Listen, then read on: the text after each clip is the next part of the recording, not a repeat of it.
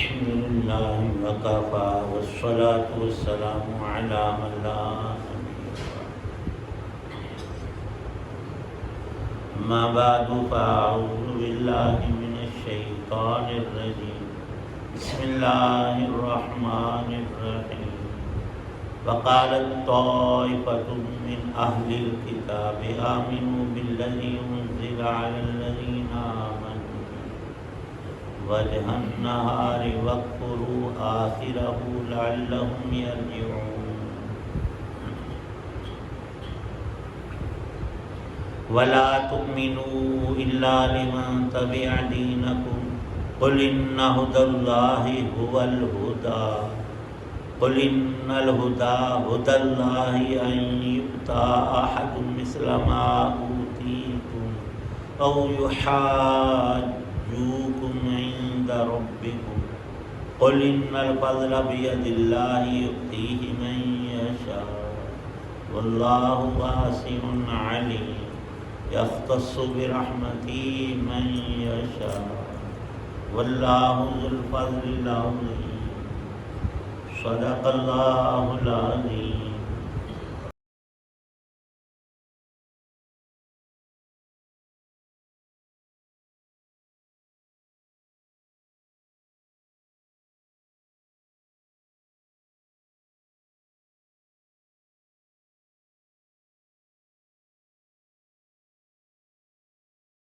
اہل کتاب کے گروہ نے ایک دوسرے سے کہا ہے کہ جو کلام مسلمانوں پر نازل کیا گیا ہے اس پر دن کے شروع میں تو ایمان لے آؤ اور دن کے آخر میں آخری حصے میں اس سے انکار کر دینا، شاید اس طرح مسلمان بھی اپنے دین سے پھر جائیں.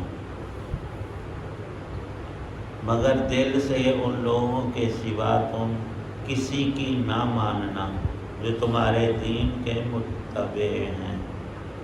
آپ ان سے کہہ دیجئے کہ ہدایت تو وہی ہدایت ہے جو اللہ کی دی ہوئی ہو. یہ ساری باتیں تم اس ضد میں کر رہے ہو کہ کسی کو اس جیسی چیز یعنی نبوت اور آسمانی کتاب کیوں مل گئی جیسی کبھی تمہیں دی گئی تھی، یا یہ مسلمان تمہارے رب کے آگے تم پر غالب کیوں آ گئے. آپ کہہ دیجئے کہ فضیلت تمام تر اللہ کے ہاتھ میں ہے، وہ جس کو چاہتا ہے دے دیتا ہے اور اللہ بڑی وسعت والا ہے، ہر چیز کا علم رکھتا ہے. وہ اپنی رحمت کے لیے جس کو چاہتا ہے خاص طور پر منتخب کر لیتا ہے اور اللہ فضل عظیم کا مالک ہے.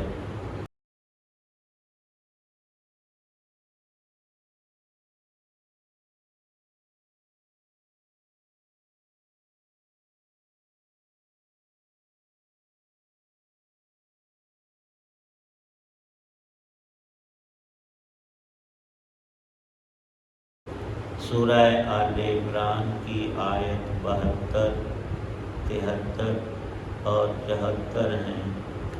ان تین آیات میں اللہ تعالی شانہ نے اہل کتاب اور بالخصوص یہود سے جو رسول کریم صلی اللہ علیہ وسلم کے زمانہ اقدس میں مدینہ منورہ میں رہتے تھے،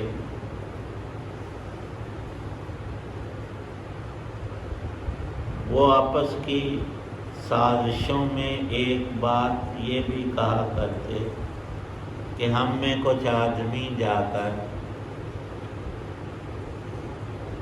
وہ نبی پاک صلی اللہ علیہ وسلم کو رسول تو کہتے نہیں، ابو القاسم کا اکثر لقب بولتے تھے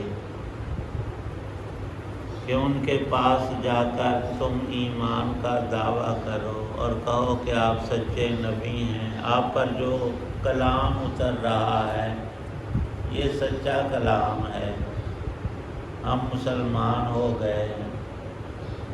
صبح یہ کہو اور شام کو وہیں پر اسی مجلس میں انکار کر کے آؤ کہ آپ نعوذ باللہ سچے نبی نہیں، ہماری کتاب تورات میں فلاں فلاں نشانیاں اپنے پاس سے گڑھ کر وہ آپ میں نہیں پائی جاتی، اور جیسے تورات اللہ کی کتاب تھی اور اس کلام میں خوبیاں تھیں، اس طرح سے یہ قرآن کو ہم نے آپ سے سنا ہے، یہ اس کے پائے کا کلام نہیں، نعوذ باللہ من ذالک۔ اور مقصد یہ رکھنا کہ تاکہ تمہارے دیکھا دیکھی جو سچے مسلمان ہیں وہ بھی پھر جائیں، ان کے بھی دلوں میں شکوک و شبہات پیدا ہوں۔ ایمان یقینیات میں سے ہے، کسی چیز پر دل سے یقین کر لینا، پھر زبان سے بھی اس کا اقرار کرنا، پھر عمل بھی وہی اختیار کرنا، یہ ایمان اور اسلام کہلاتا ہے۔ جس چیز میں انسان کو شک ہو، دل ڈاواڈول ہو، وہ ایمان ہرگز نہیں ہوتا، اس کو کفر اور شکوک و شبہات سے تعبیر کیا جاتا ہے۔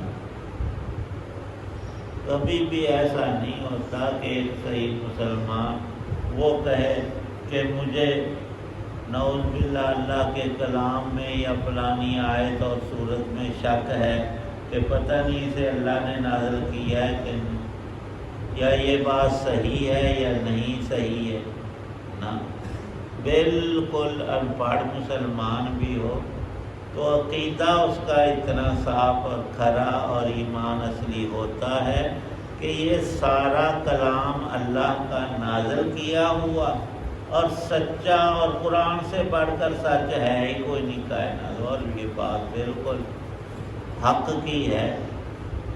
یہودیوں کے یہ داؤ پیچ اور مسلمانوں کو دین حق سے پھسلانے کے یہ طریقے اور سکیمیں جو وہ بناتے تھے اور اس پر بسا اوقات عمل کر کے خرابی ڈالنے کی کوشش کرتے تھے، اللہ تعالی شانہ نے پہلی آیت میں اس بات کا ذکر کیا، اور ساتھ وہ یہ تفصیل بھی اپنی مجلسوں میں اپنے لوگوں میں یہ باتیں بھی کرتے تھے کہ لا تؤمنوا الا لمن تبع دینکم، تم اس کے ایمان کو کبھی سچا نہ کہنا، نہ تسلیم کرنا جو تمہارے دین کے تابع نہ ہو، اپنے آپ کو یہودی کہے، تورات کو اپنی کتاب مانے اور صرف موسیٰ علیہ السلام پر ایمان لائے، سیدنا عیسیٰ علیہ السلام کا انکار اور حضرت محمد مصطفیٰ صلی اللہ علیہ وسلم کی نبوت کا انکار، یہ وہ لا تؤمنوا سے کہتے ہیں۔ قل ان ھدی اللہ ان الہدی ھدی اللہ، اللہ پاک فرماتے ہیں نبی کریم صلی اللہ علیہ وسلم سے کہ آپ ان کو واشگاف ارشاد فرما دیں کہ ہدایت صرف ایک چیز ہے، اور وہ وہی ہے جو اللہ عطا کرے۔ جو تم اپنی میٹنگ میں کہتے ہو، اپنے پاس سے بات کرتے ہو، اللہ کی وہ بات نہیں، اللہ کی کتاب میں آئی نہیں، تو وہ گمراہی ہے، وہ ضلالت ہے، وہ تمہاری باتیں باطل ہیں، اور باطل کبھی چلتا نہیں ہے، مستقلاً تھوڑا بہت کبھی اسے عروج ہو تو وہ دکھائی دینے کی صرف بات ہے۔ ان یؤتی احد مثل ما اوتی، اب رب سے تم ٹکر لے رہے ہو، تمہیں سوچنا چاہیے کہ ایک فیصلہ اللہ پاک کا ہے اور ایک چاہت تمہاری ہے، تم ضد میں آ کر قومیت کو مد نظر رکھ کر ہم فلانی قوم ہے اور وہ فلانی قوم کے حق کو ٹھکراؤ، تو اس میں سراسر تمہارا اپنا نقصان ہے، کسی کا کچھ نہیں جائے گا۔ مثل ما اوتیتم، جو موسیٰ علیہ السلام کی شریعت اور کتاب اور ان پر وحی اور معجزات ہے وہ سارے سچ تھے۔ کبھی بھی ضد میں آ کر کوئی مسلمان، اب خاکوں کا پچھلے سالوں میں مسئلہ چلا تھا، انہوں نے توہین رسالت کی اور ان میں یہودی پیش تھے، اور کچھ ہمارے جاہل بھی چاہنے لگے مسلمان کے اسی بھی حضرت موسیٰ علیہ السلام کے خلاف کچھ، لیکن سب اہل علم مسلمانوں کے علماء نے متفقہ طور پر بتایا کہ اس سے تو ہم خود کافر ہوتے ہیں۔ اللہ نے منع کیا ہے کہ لا نفرق بین احد من رسلہ۔ موسیٰ علیہ السلام اللہ کے بڑے لاڈلے پیغمبر کلیم اللہ تھے اور سچے نبی تھے۔ اللہ نے ان کو بہت سے معجزات اور قرآن میں ان کے 9 معجزوں کا ذکر فرمایا۔ او یحاجوکم عند ربکم، ایک بات وہ یہ بھی کہتے تھے کہ اپنے اندر کی باتیں جو ہیں نا، جن میں آخری نبی کی نشانیاں آئی ہیں، وہ مسلمانوں کے سامنے کبھی بھول کر بھی ذکر نہ کرنا۔ ذکر اس لیے نہیں کرنا کہ وہ اور زیادہ پکے نہ ہو جائیں گے، ہم تو سچے ہیں، اور پچھلی کتابوں میں بھی یہی لکھا۔ قل ان الفضل، رہی یہ بات کہ نبوت کس کو دینی ہے اور اللہ نے کون سی نعمت سے کس شخص اور کن لوگوں کو نوازنا ہے، اللہ پاک کو تمہاری مشاورت کی ضرورت نہیں، تمہاری چاہت کو وہ نہیں دیکھے گی۔ اللہ کی ذات ہمیشہ اپنی مشیت، اپنی قدرت، اپنی حکمت سے سب کچھ کرتے ہیں۔ اس میں ہمارے لیے بھی مفسرین نے ایک نکتہ لکھا ہے کہ کسی نعمت کو دیکھ کر کہ اللہ نے اسے بڑی صحت دی ہے اور میں بیمار رہتا ہوں، اس کو اللہ نے مال و دولت سے، اولاد سے نوازا ہے اور میں محروم ہوں، تو دل سے یہ تمنا کرنا اس کی نعمت چھن جائے، یہ گویا اللہ کی ذات سے جھگڑا اور منازعت ہے، جو کہ حرام ہے۔ حسد کرنا حرام، کیوں حرام ہے؟ اللہ کے فیصلے کو تو چیلنج کر، اللہ نے اسے دیا ہے۔ صحیح راستہ یہ ہے کہ تو اس کے لیے دعا کرے کہ یا اللہ اس میرے مسلمان بھائی اور اس شخص کو نعمتیں ملی ہیں، اسے اور عطا فرما، اس کی نعمتوں کو قائم اور دائم رکھ اور مجھے بھی عطا کر۔ یہ تو صحیح طریقہ ہے۔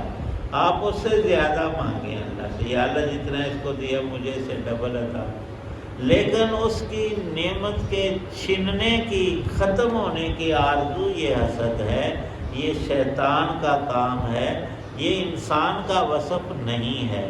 یہ یہودیوں میں بڑی بیماری پائی جاتی تھی اور آج تک وہ موجود ہے۔ اللہ فرماتے ہیں یختص برحمتہ من یشاء، مجھے کوئی روک سکتا ہے؟ کسی کی طاقت ہے؟ اور ایک بندے کی چیز میں دوسرے کو تھوڑی دیتا ہوں، میں تو اپنے خزانوں سے سب کو نوازتا ہوں اور اس میں صرف میری مرضی چلتی ہے، منشا رب کی جاری ہوتی ہے۔ اور اللہ کا معاملہ بندوں جیسا ہرگز نہیں کہ اسے مشیر رکھنے پڑیں اور وزیروں سے وہ کام لیں اور عملے کے ذریعے وہ کرے، ایسا ہرگز نہیں۔ اللہ اپنی ذات سے ایسی قدرت، ایسی طاقت اور ایسے خزانے رکھتے ہیں کہ سارے جہان کو اللہ اکیلے ہی چلاتے ہیں، اور اس کی قدرت میں کوئی کمی اور نقص نہیں آتا۔ تو اس کا اپنا فضل ہے، جس کو جب جتنا چاہتا ہے اس سے نوازتا ہے۔ یختص برحمتہ من یشاء، اور واللہ ذو الفضل العظیم۔ سب انسانوں کو، بالخصوص مسلمانوں کو بھی یہی چاہیے کہ وہ اپنے رب سے فضل عظیم مانگیں۔ بندہ مانگتا ہے، اللہ پاک عطا فرماتے ہیں، اور اس میں سب خیر کی قسمیں داخل ہیں۔ دنیا میں اللہ کی جتنی نعمتیں ہیں، اور آخرت کے جتنے درجات ہیں سب کو طلب کرنا ایمان ہے۔ اے میرے رب، تیرے خزانے بھرے ہوئے ہیں، میں ایک محتاج تیرا بندہ ہوں، مجھے صحت عطا فرما، رزق حلال عطا فرما، نیک اولاد عطا فرما، بدن کی تندرستی، سلامتی، نیکی کی توفیق۔ اور رسول کریم صلی اللہ علیہ وسلم فرماتے ہیں تم چھوٹی چیز مانگنے سے شرمایا نہ کرو، جوتے کا تسمہ ٹوٹ گیا، 5-10 روپے کی چیز ہے وہ بھی اپنے رب سے مانگو۔ مانگنے سے اس چیز کے حصول میں بڑی آسانیاں اور رب کی رحمتیں اور اللہ کی مدد شامل حال ہوتی ہے۔ اللہ پاک ہم سب کو عمل کی توفیق دے۔